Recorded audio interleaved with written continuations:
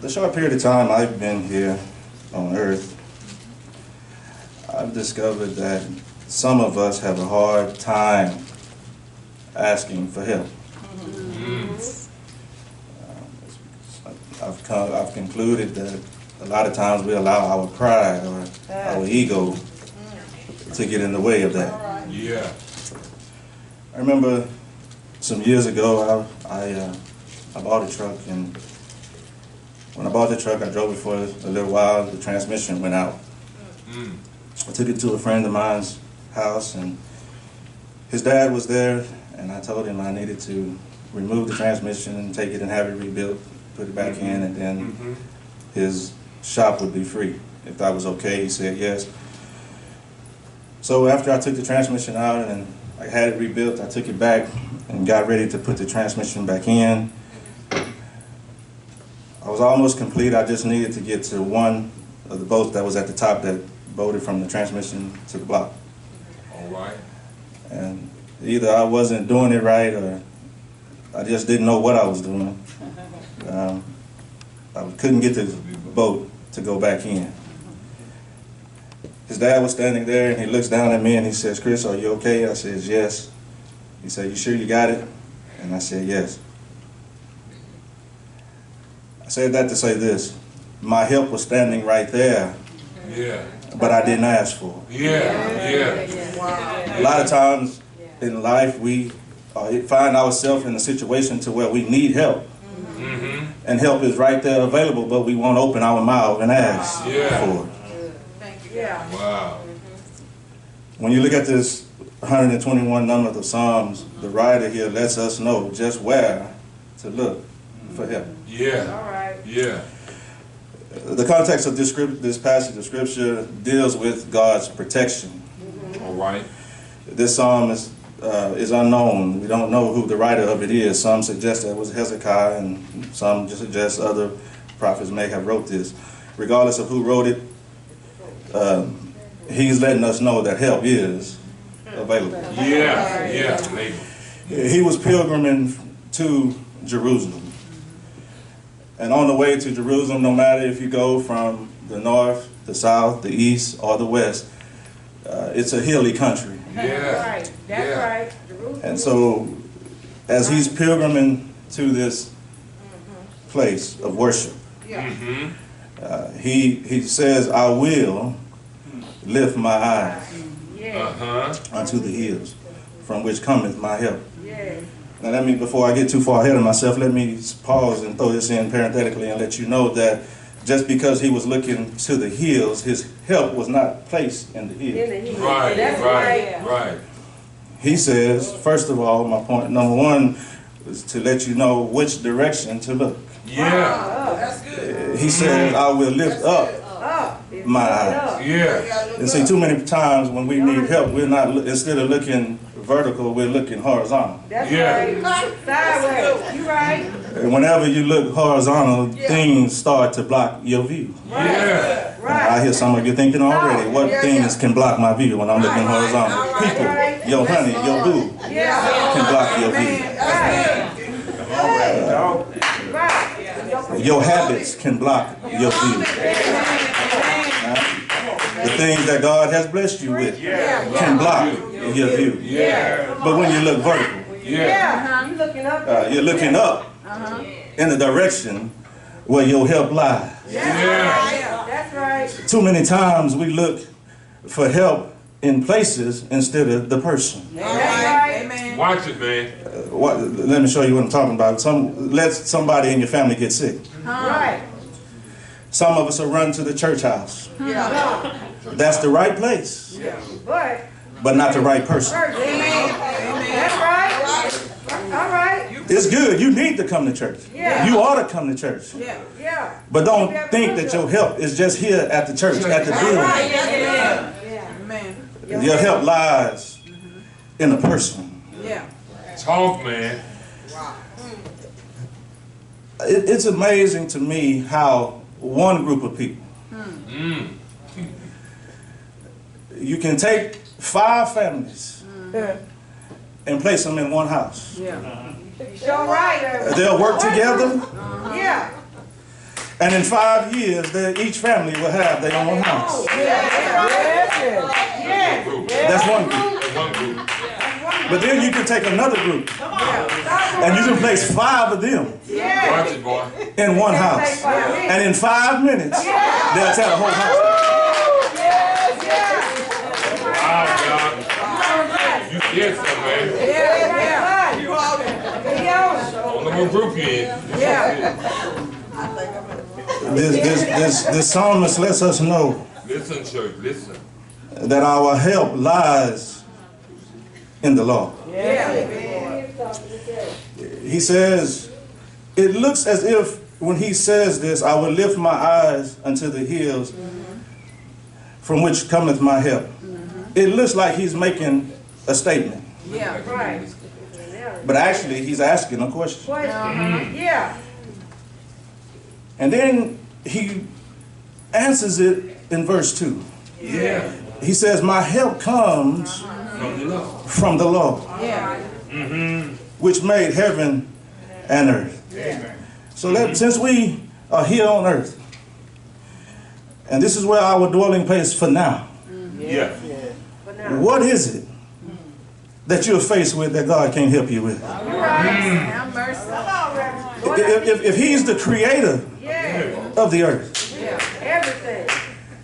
what can you be faced with that he can't help you with? Come on, Reverend. Come on. If he created it, then he ought to be God enough Yeah. to help you with it. Yeah.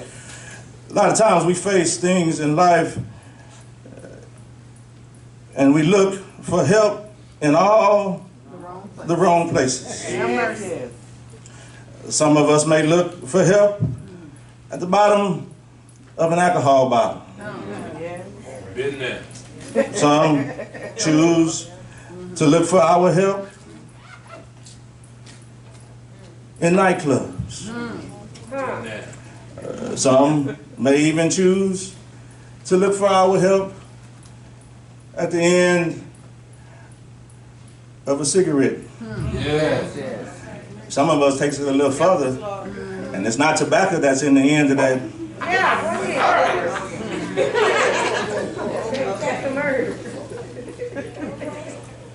Some of us takes it a little further and maybe even look at it at the end of a syringe.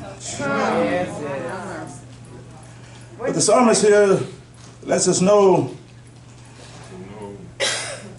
that the Lord is the only real source of help. Yeah. You know, I remember one time my dad, we were getting ready to go to one of his brother's house, and he's always got an ice chest on the back of his truck. It was filled with ice and his beverage of choice. We get to my uncle's house and he says, Chris, come help me get this ice chest and take it into the house. And I looked at him and I said, Dad, why do both of us need to pack this ice chest? He said, because it's too heavy for me I see you. to pack it. I see you. And I said, Dad, it's just ice and a few of your choice beverages to drink. It don't take much to pack an ice chest. He said, all right, well, go ahead, grab it.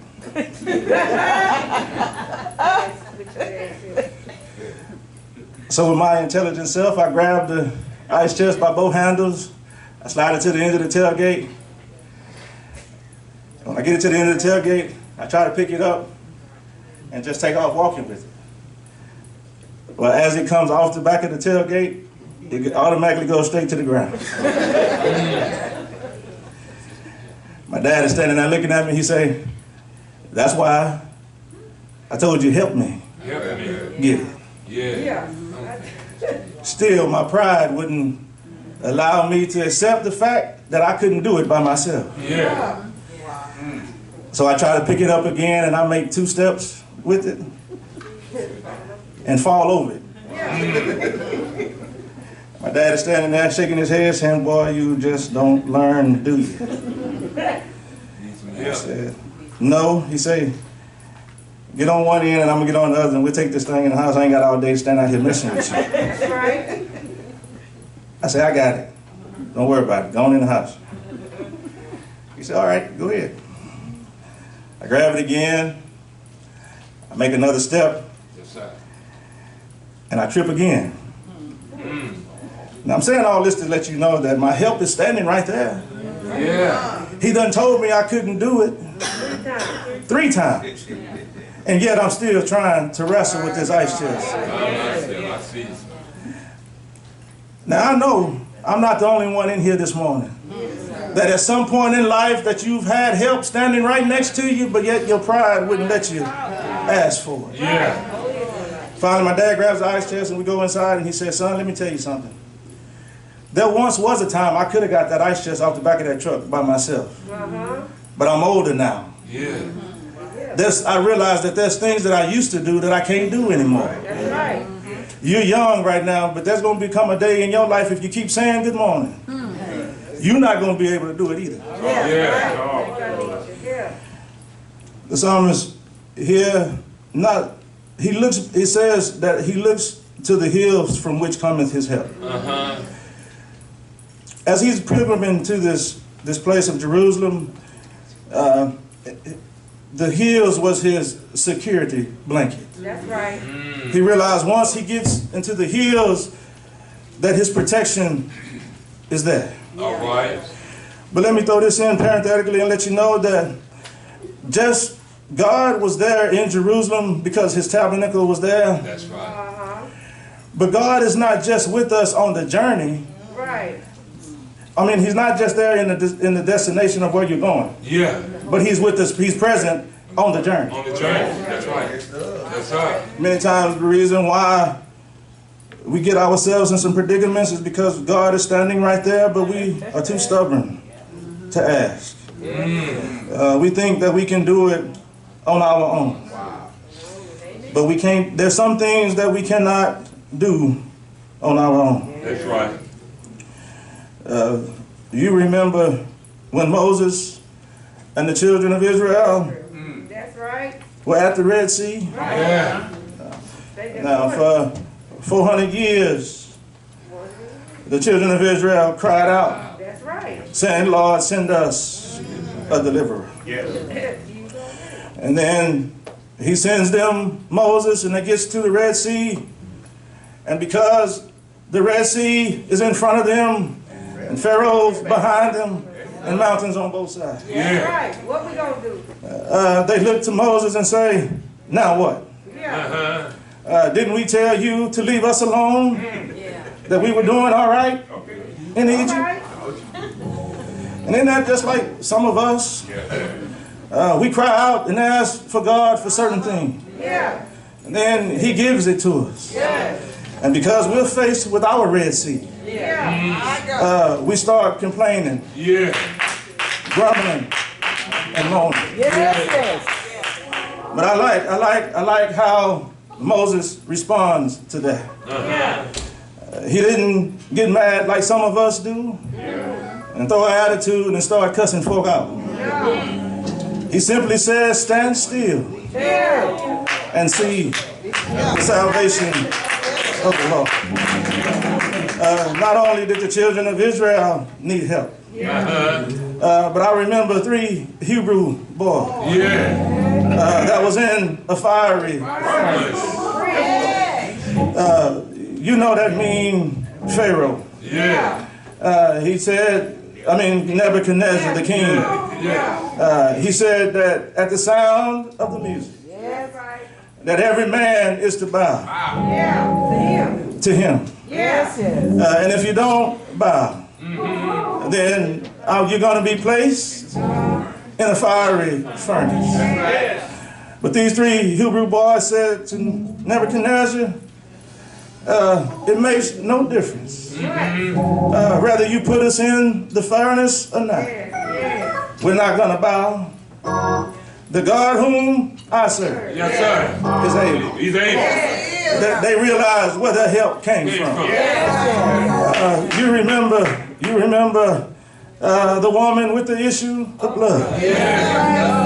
She suffered with that for 12 long years. And she said, if I could just get to the hem of his garment, I'll be all right. So she presses her way through the crowd. She falls down on her knee and touches the hem of his garment. She realized that the help was not in the hem of the garment, but it was in him who was wearing the garment. You remember that on that same day that Jesus was on the way to Jairus' house. Jairus had a 12-year-old daughter that was at the point of death. So he goes to Jesus and say, I have a daughter who's at home sick. Can you come with me and just touch her? I know that if you come and touch her, that everything will be all right. So Jesus makes his way to Jairus' house. By the time they arrived, the little girl had already died. His people there were saying, it's too late. The girl is already dead. But God, Jesus says to Jairus and his wife, put all of them out of here. Y'all come on and let's go in the room. He goes into the room, he touches the little girl. The little girl wakes up and stands up. He tells Jairus and his wife to give her something to eat. All I'm trying to tell you is Jairus knew that his help was in the Lord. Too many times when this writer wrote this, he says he would lift up his eyes. I told you when he was on his way to Jerusalem that he was down, looking up. Anytime when mountains are around you, what's at the bottom of the mountain? A valley. He's down in the valley, looking up to where his help is. What are you saying, preacher? I'm saying this, that though he was down in the valley, he didn't look down on his situation. Many times when we are faced with life issues, we look down instead of looking up. The only time when you look down, the only thing you can do is go down. But when you look up, Jesus is standing right there. Don't you hear him saying, come unto me, all ye that are burdened and heavy laden, and I'll give you rest. Lie down, thou weary one. Lie down. I remember there was a time in my life when I was doing everything that I thought I was big and bad enough to do. Didn't realize that I was on my way to a burning hell. Then I heard the voice of Jesus saying to me, come unto me and I'll give you rest. And all I'm trying to say to you this morning is, whenever you find yourself in a situation where you need some help, don't look down on your situation, but look up. Don't stop at the hills, but keep looking up. It's good to come to the place of worship, but don't let the place of worship take the place of the person you ought to be worshiping. The same Jesus, he also needed help. He was on his way to the cross. And he said to his father, Father, if it be thy will, let this cup pass me. And look at how he said it. He didn't say, Father, take it away. I can't handle it. He said, Father, if it be thy will, let it pass me. But nevertheless, let thy will be done. And then he gets on the cross and he's hanging there between two thieves. One of the thieves says to him, if you be the Son of God, why don't you save yourself? Come down and save us too. But I like what the other thief told him. He told his man, shut up. We're getting just what we deserve. This man here hasn't done anything wrong. And he stops and says to Jesus, Jesus, the day that you, please remember me when you enter into your kingdom. And I like the answer that Jesus gave him. He stopped dying long enough to say, this day you shall be with me in paradise. Now who in the world wouldn't serve a God like that? And as the story goes on, he's still hanging there on the cross. And he gets thirsty. He says, I thirst. And then before he gets to his dying moment, he says, it's finished. But then the last saying on the cross is the one that really makes me shout. He says, Father, into thy hands I commend my spirit. Jesus knew where his help was. It was in the Father. And I want to ask you again this morning, where does your help come from? I can assure you that it's not at Motel 6. It's not at the Ramada Inn. It's not at Hilton and all of the other motels and hotels. It's not in the bottom of a Ciroc bottle. It's not in the bottom of a bottle of Cavassier. If I ain't called it out, you know what it is that you like to drink. It's not in the bottle of that. Nor is it at the end of that weed that you like to smoke. Your help does not lie in your honey or your boo. Yeah, they are there to help you. But your real source of help lies in the hands of a man by the name of Jesus. You know who he is, don't you? He's a baby that was born in Bethlehem, reared in Nazareth, born of a virgin by the name of Mary, came down through 42 generations. Then he not only was born in a manger, but he spent 33 and a half years here on earth. And then one day he went from judgment hall to judgment hall. They let him up Golgotha's hill. They put him on an old rugged cross. They nailed his hands and pierced him in the side. They placed a spike in his feet. And he said to him, if you lift me up, I'll draw all men unto me. And that's when they messed up. They lifted him up, and then they dropped him low. He hung his head and died. But then on that third day morning, he rose with all power, heaven and earth, in his hand. And now he's sitting on the right hand of his Father. And he's looking down on us and saying to us this morning that your help is in my hand. Just look up and put your hand in mine. God bless you, son.